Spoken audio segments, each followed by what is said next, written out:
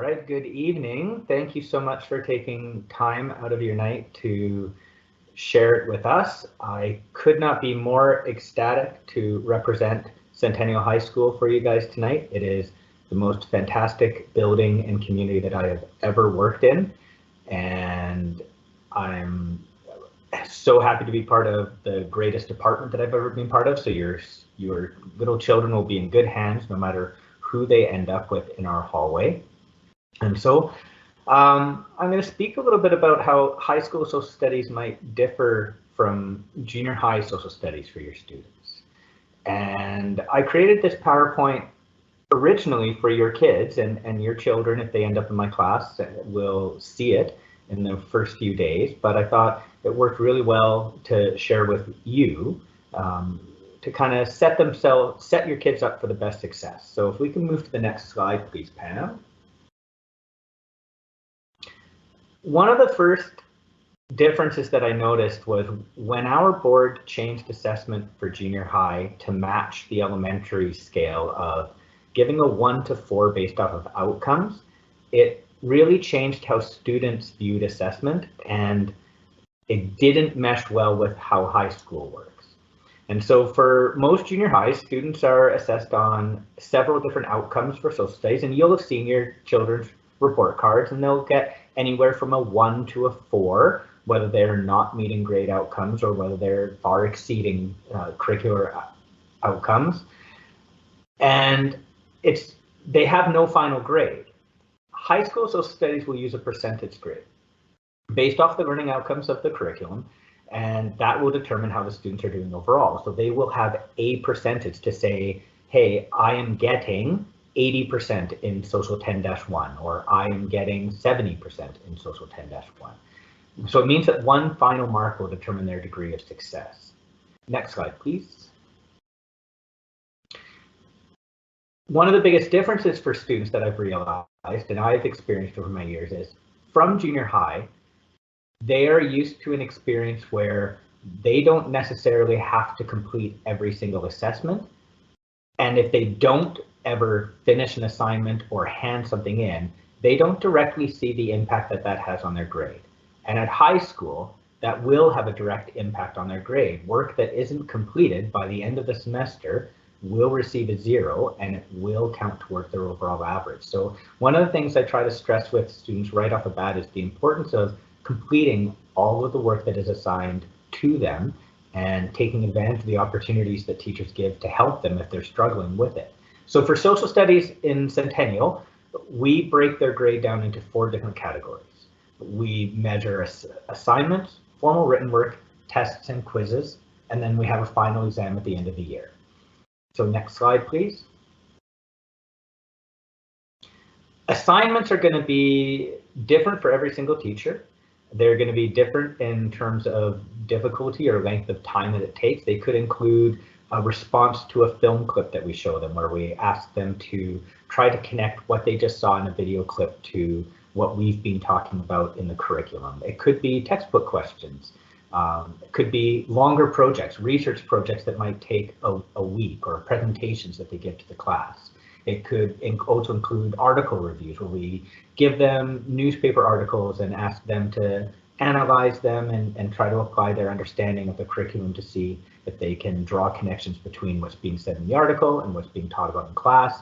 And so all of those assignments that are given throughout the semester will fall under that assignments category and will make up a part of their grade. Next slide. The written work are formal in-class essays. And so I know that Mr. Hornby was saying very nice things about me, which makes him an excellent liar, as well as an excellent English teacher. But just like in English and social, writing is a significant part of the social studies experience.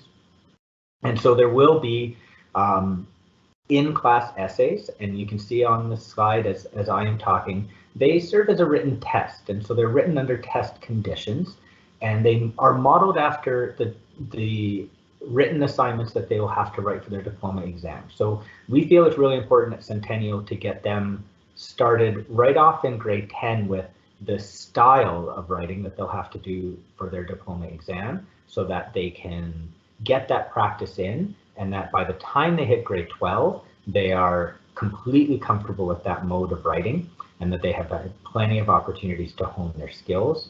I will definitely brag about my department. We have every single member of our department has been involved in grading diploma exams and going up to Edmonton and marking diploma exams and working with them. So we really do have a keen sense of what are the standards and what are expected, and we bring that into our practice right from grade 10 on. Next slide, please.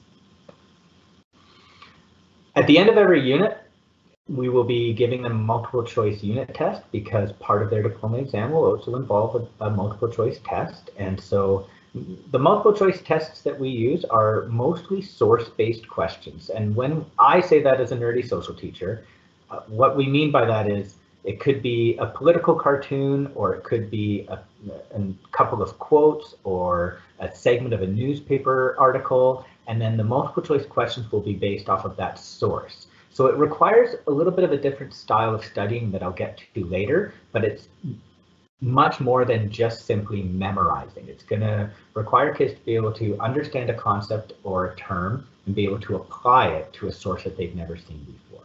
And again, students, when they write these tests, are expected to write them without any supporting resources, so they're not going to have access to their textbook or class notes or internet. It's meant to measure what have they learned throughout the unit. Next slide. And then finally, for grade 10 and 11, our students will write only one multiple choice test, and that will count as their final exam.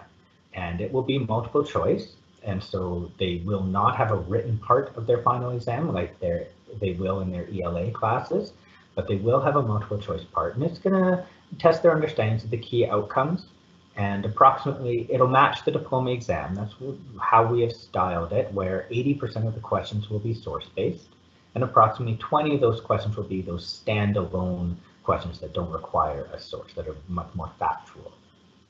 Next slide. So social studies in high school is changed from the times that I was in high school, and I'm getting older and balder, as you can see, and it may be different from the social studies that you experienced when you were in high school. The social studies curriculum that I went through, and I was a CBE student, it was content-based.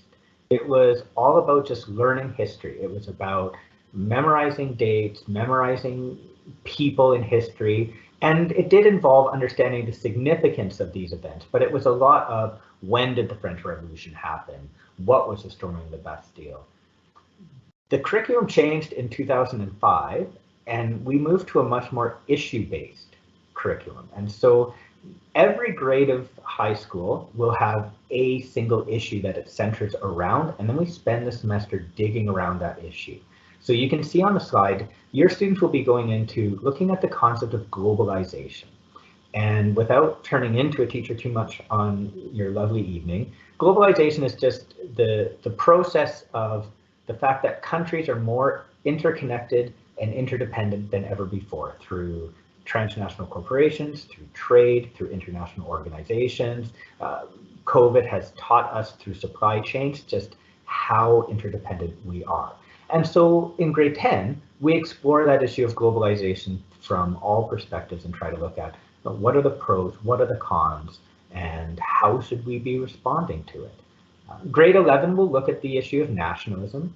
And then in grade 12, we look at the issue of ideologies, of political and economic ideologies, of what is the best system in which to center a society around. Next slide, please. So for each grade, once you have your central issue, every single grade will have 4 related issues where they break it down into smaller issues to try to dig into globalization. And so for your students, for your children, grade 10 will be looking at, the first unit they'll likely look at is relationships on how is all of this globalization affecting identity and culture. The second related issue we look at, what have been the impacts of historical globalization? Things like imperialism or the slave trade, and what are the legacies that we are left with today? The third unit is looking at contemporary globalization, so the impact of Amazon and travel, like shipping things all over the world. So what are the economic and environmental impacts of globalization? And then finally finish off the year and we look at, as citizens and as corporations, as governments, what roles and responsibilities should we have in a globalized world? And so through that, we get a really in-depth view of this central issue, and we get to dig into a lot of key aspects of it. Next slide, please. I guess one of the big things that I'd love for you guys to understand and for you to communicate to your children is, when we're looking at an issue, we're not looking for just one single impact or one single correct solution or one perspective on, is this good or bad? Instead, it means that we're actually trying to look at all of the different perspectives that there are. What are the positives? What are the consequences? Who are the people that are going to find the positives? So when we look at different perspectives, we want to look at rationale. Why do people support specific perspectives? Why do they have that viewpoint? What groups or what kinds of people would likely hold that? And what are the pros and cons of holding any kind of perspective? So I know one of the myths I like to bust as soon as possible is when students say, oh, in order to get a good mark, you just have to agree with the teacher's perspective. And it makes me cringe inside, because our department is steadfast in, we want students to be arriving at their own opinions, their own perspectives, based off of logic, based off of evidence, and based off of what they have learned. And we really encourage and we really stress that critical thinking of, we want you to be in charge of how you are feeling about things. Next slide. So one of the things about content is we need to do more than just memorize it in social studies. So it's more than just sitting down and memorizing the dates or memorizing the definition or memorizing people's names. For students to be truly successful, they need to also understand how that connects to the broader unit that we're talking about. And so, for instance, when we're looking at economic globalization, it's one thing for students to have memorized what the World Trade Organization is and to be able to say facts about it. But to be truly successful, we want them to understand, well, how does the World Trade Organization fit into that unit and into that issue? And what are some of the different perspectives around it? What are the strengths? What are the negatives? What type of people support it? What type of people might not support it? So that's bridging those connections. So we need to explore if there's different perspectives about the content, if there's reasons why people have those different perspectives. As well, sometimes we really, and this is a significant strength for students, we can get them to understand that not everyone defines a concept in the same way. And so you can have a term that people might look at and say, oh, that's really straightforward, like equal. It's one of the ones that I use. Equality. And there are some people who view equality as everybody gets the exact same test conditions. So we could use a classroom as an example. And one understanding of equality could be that every single student writes the tests under the exact same situation and the exact same conditions, and therefore it's equal, and we'll see how they do. And that's not a wrong definition of equality. But there's another understanding of equality that would look at it and say, well, some students may require different accommodations. Some students may have learning difficulties that are impeding their ability, and so maybe those students need a separate space, or maybe those students need different situations in order to be able to have a level playing field. And that's a different understanding of the exact same word. And so that's another thing that we dig into in this course. Next slide.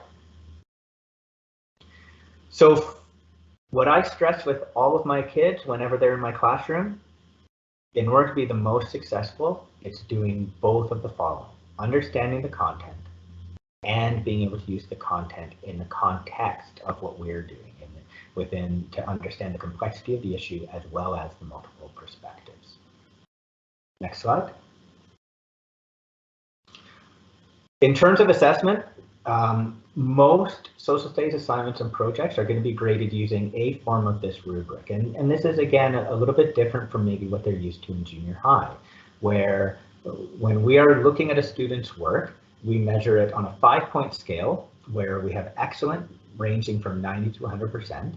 And the descriptors that we use for something to be considered excellent work, we're looking at it being, was it thorough? Was it deliberative? Was it comprehensive? Or Was there some insight there?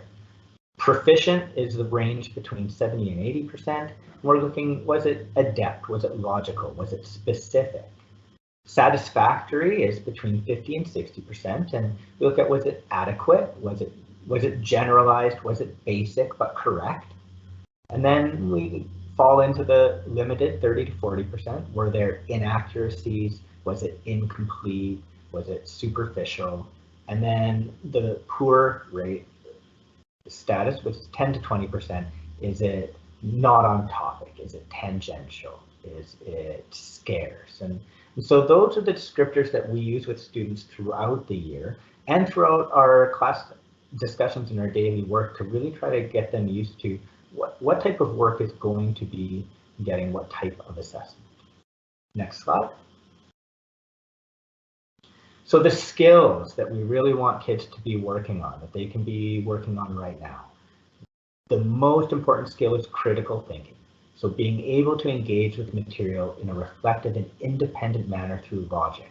So not just taking information that they find off the internet or from a textbook or even from me as gospel. We want students to be reflective. We want them to think independently. We want them to question it. We want them to look at, is this reliable?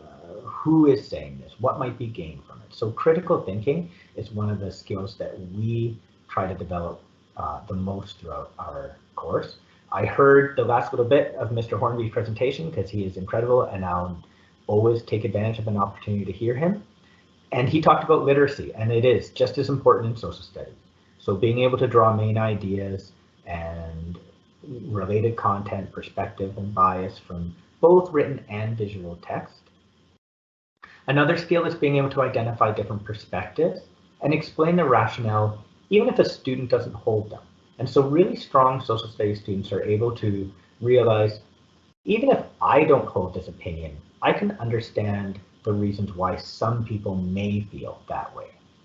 Source analysis is looking at visual or text sources, and when we say analyzing them, looking for bias or looking for perspectives, trying to connect it to our course. Mr. Hornby talked about English being a good way to try to convince you to get the car, and unfortunately we'll be doing the same thing, because defending a position and developing those skills of argumentation and defending that argumentation with appropriate evidence is another segment, a significant part of what we do. And then finally, the appropriate use of case studies, being able to use events from the past to be able to defend a position, to be able to connect to a perspective and say, this is why we should be doing what we do. Next slide. I think that's it for me. Yes, so you can see my email, and absolutely, I love anytime I get an email. I will tell, if your kids if I'm ever lucky enough to work with your students, they will hear me say, please, my email address is for you as well. I love getting emails. I joke that it's part of my low self-esteem, and I feel validated as a person whenever someone reaches out to me. But honestly, if you have any questions, please feel free to email me and I will respond as promptly as possible. One of the things that I would finish off this presentation with your students when they're in front of me, junior high, and I'll be extremely careful not to throw junior high under the bus, because I understand that it comes with all of the best intentions. But sometimes teachers will share with their students that, oh, you know, in high school, it's real business, and, you know, those teachers aren't going to put up with what we put up with. And I understand where it's coming from. They're really trying to instill a bit of work ethic into kids and trying to get them to take some responsibility. But what breaks our hearts when we get them is students will come and they're scared to ask for help. They think that we're the mean high school teachers that are just here to stand in front of people, and that if they ever came in to ask for help, that we'd be like, why didn't you listen in the first place? And that's a myth. If I could break that tonight, if you could sit down with your kids and say, oh my gosh, every single teacher is desperate for you to come in and ask for help. We love it. It's our favorite moment when you come in and you say, I didn't understand what you said. Can you explain it once again? It makes our hearts swell. And so I know for my own kids, I have 2 kids that are just entering high school. I have another littler one in grade 3, but my 2 older ones are in grade 11 and 10. And that was eye-opening for me to hear from my own children that they're like, oh, I don't want to ask for help. I'm worried I'm worried they'll think I'm wasting their time or that I'm bothering them. And so it is such an important part of their high school experience to connect with their teachers and to feel comfortable asking for help. So I am so sad that I wasn't able to see you all in person. I'm so happy to be able to at least speak with you. And I see 86 attendees here, which is awesome. And selfishly, I kind of hope at some point in the next 3 years, I get to see all 86 of you in person. So I will open the floor to any questions that anybody has. Mr. Pierpoint, this well done, thank you. And there is a question that is in the Q&A here. It says, do we just learn about issues or do we also talk about historical events? Oh my goodness, absolutely, we talk about historical events. So the issue is the grounding point to use history as a way of exploring, so what have been the responses to this issue, what have been the implications of this issue. So some of the history that we cover the Industrial Revolution, we cover imperialism, we cover European exploration, we cover World War I, crimes against humanity. So yes, there's a significant amount of history, but instead of history being the driving force, it's the issue that's the driving force, and the history is the content that supports it. I hope that helps. That's great, thank you very much. And there's another question here that I haven't published yet, but it says, what are the pathway options for social? So are we looking at option? Oh, so the kind of flow chart like what Mr. Hornby had, I would imagine, is what. Yes, that's what I'm thinking. So going into grade 10, students will have the option to be registering in, similar to all of the other courses. There's an academic stream 10-1, and there is the non-academic stream 10-2. And then there is the high school completion certificate, K&E 10-4, that's its own deal. For students who are looking at their grade 9, and I would say their junior high experience, the 3 years of junior high, if they have been getting mostly 2s and 1s, then they are best suited to register in 10-2. That's where they're going to find the most success. It's designed to support those learners. Students who are ranging from 2 to 4 across those outcomes, then we would recommend them from 10-1. Similar to English, 10-1, 10-2, as long as you pass the course, you carry on to 20-2, and then you carry on to 30-2, and then you receive your high school diploma with 30-2. If you choose the -1 stream, if you get 65%, if you get less than 65% in any of the -1 streams, we encourage students to register for the -2 level at the next grade level because it's more likely that they'll experience success. They are able to register for either, but that's just our recommendation based off of historical evidence of how students will tend to do. And so for high school diplomas, 30-1 or 30-2 will both get you that diploma. And different from English, universities and colleges, it's really specific to the program and to the university. There are many universities and many programs within universities that will accept social 30-2. So it is not a case that they have to have social 30-1 in order to attend post-secondary. It really becomes a what post-secondary and what program in post-secondary do they want. I hope that helps. And if not, there is a flat sheet that is on the website that you guys can look at, and it will show you the progression, just like Mr. Hornby had on his slide, and now he's making me look bad because I didn't have it in my PowerPoint. Hornby! Mr. Pierpoint, there is another question here. Does Centennial offer social studies advanced placement? We do offer it based off of student demand.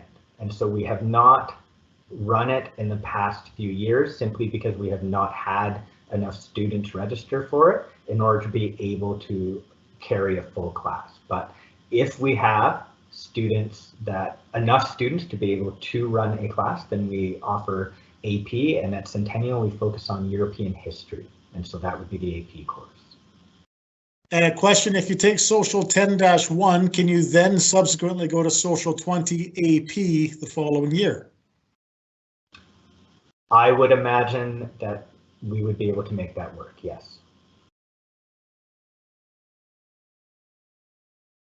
Thank you, Mr. Pierpoint. That's all the questions I see specific to you at this point. Excellent. It has been a pleasure.